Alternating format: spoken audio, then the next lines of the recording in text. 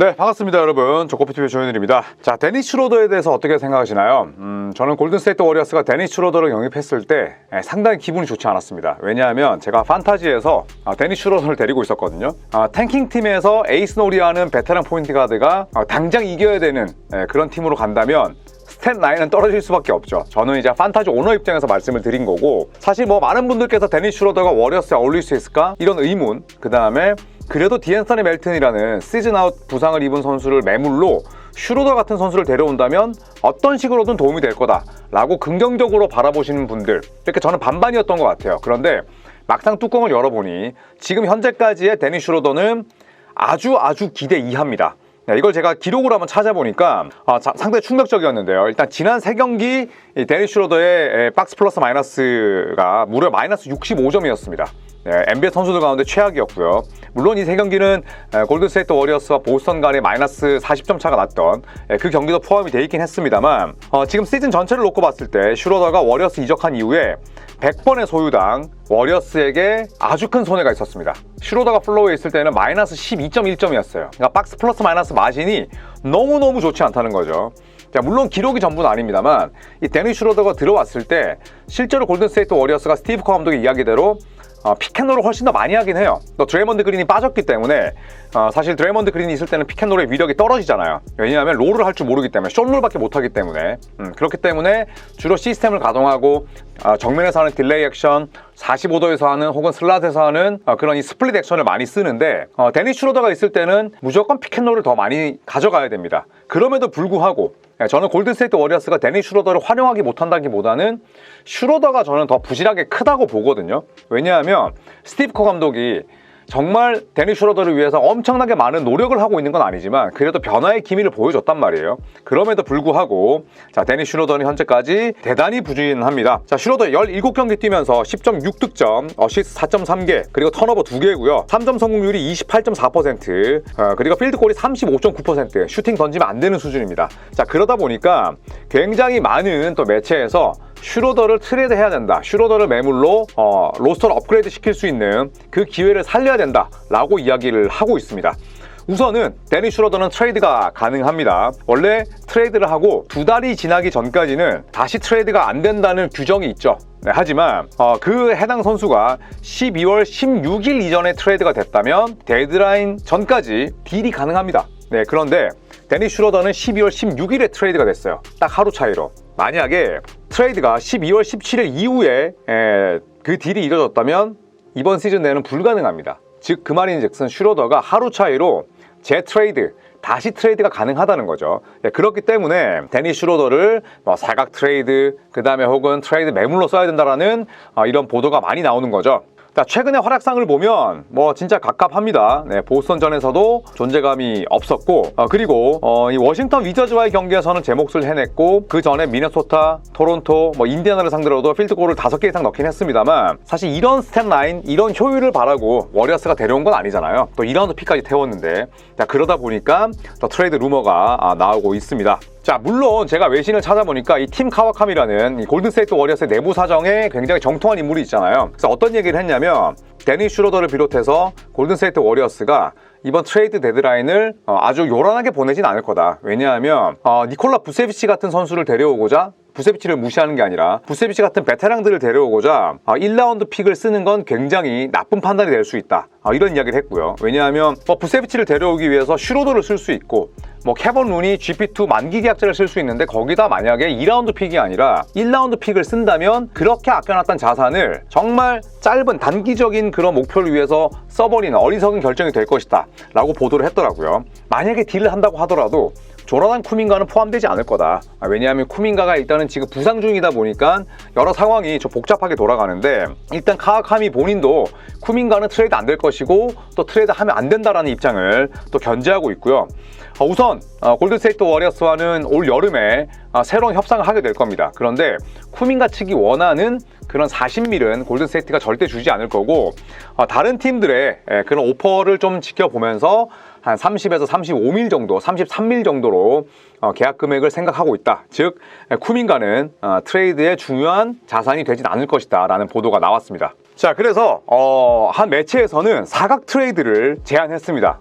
굉장히 저도 흥미롭게 봤는데, 일단 샌안토니오, 골든스테이트, 뉴올리언스, 시카고가 포함되어 있습니다. 그리고 주요 골자는 브랜든 잉그램이 골든스테이트로 오는 거예요. 골든스테이트는 여러 차례 브랜든 잉그램 트레이드, 브랜든 잉그램 영입에 관심이 없다라고 이야기를 했지만, 조나단 쿠민가라든지 혹은 1라운드 픽을 쓰지 않고 만약에 잉그램을 데려올 수 있다면 저는 좋은 조각이라고 생각을 해요. 물론 이렇게 말씀하실 수는 있겠죠. 위긴스, 그 다음에 잉그램, 쿠민가를 동시에 쓴다고? 라고 말씀을 하실 수도 있지만, 지금 쿠민가가 현재 1월 22일 기준으로 전혀 지금 복귀에 가깝지 않고, 또 앤드루 위긴스는 더 이상 20점을 만들어낼 수 있는 자원이 아닙니다. 네, 그리고 잉그램을 데려왔을 때 드레먼드 그린의 롤을 줄일 수가 있는 거죠. 저는 드레먼드 그린이 더 이상 2010년대의 모습도 아니고, 그리고 드레먼드 그린이 있을 때 나은 슈터가 아니죠. 그 다음에 에너지의 단계 바닥, 이게 저는 골든스테이트 워리어스의 큰 약점이라 생각을 하거든요. 그렇기 때문에 쿠민가, 잉그램, 위긴스의 공조는 드레먼드 그린의 역할을 줄이면서 저는 오히려 더 공존할 수 있다고 생각을 합니다.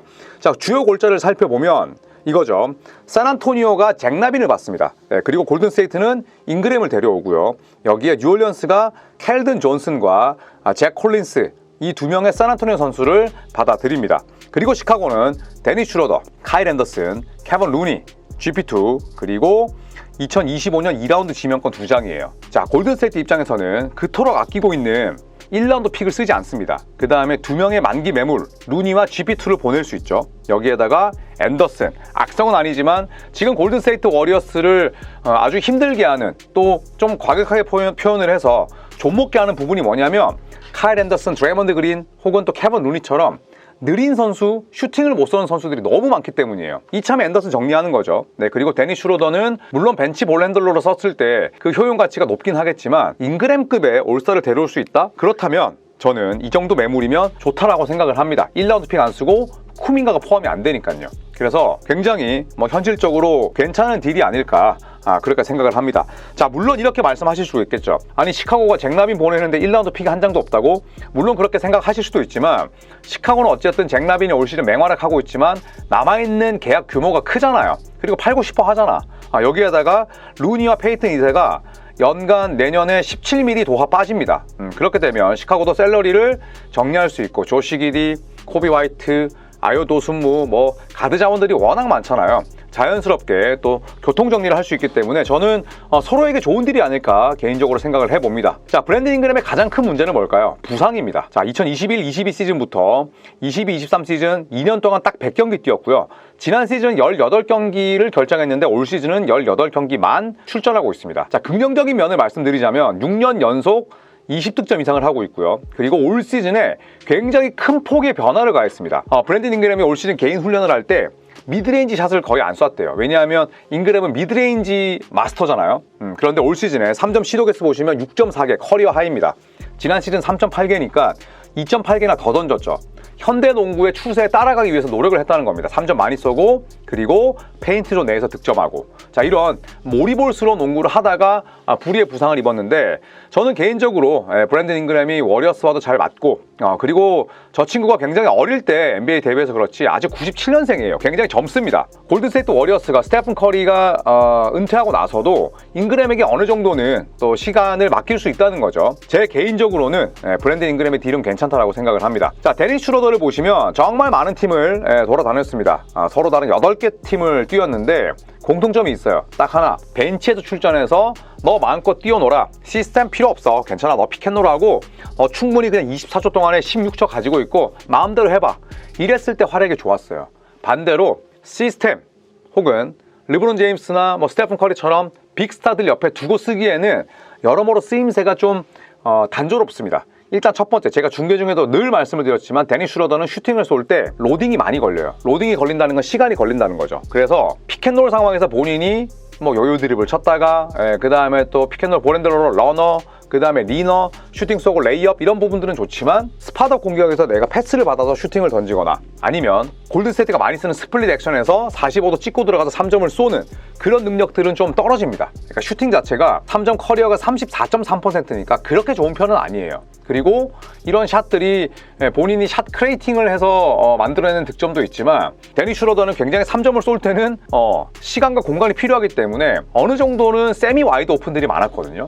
그런 측면을 놓고 봤을 때 사실 34.3%의 저 확률도 고지고대로 보기엔 무리가 있다. 이렇게 생각을 합니다.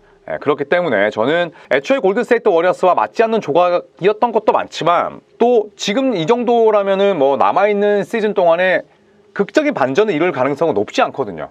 그래서 저는 데니 슈러더가 트레이드가 다시 가능한 선수이기 때문에 슈러더를 매물로 또 이런 딜을 해보는 것도 나쁘지는 않겠다. 그런 생각을 해봤습니다. 그래서 저도 돌아다니고 카와카미의 글도 읽어보고 그리고 트레이드 규정도 살펴보고 현재 뉴올리언스의 상황도 봤을 때 저런 딜이 일어나면 굉장히 재밌겠다라는 생각을 했습니다. 자, 그리고 제 사진을 지금 PD분들이 넣어줬는데 저희 동부 직관 이벤트 하나토와 함께하는 뉴욕과 보스턴 직관 이벤트 골든스테이트 워리어스의 경기를 봅니다.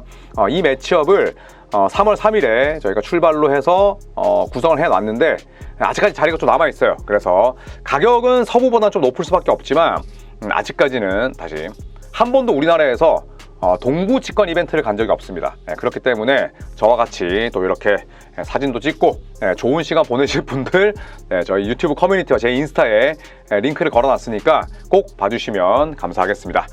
네, 저는 이제 미국으로 갑니다. 미국으로 우리 조코피TV 구독자 36명과 함께 서부로 떠나게 되는데 또 잘 조심히 다녀와서 컨텐츠와 라방으로 만나도록 하겠습니다. 감사합니다.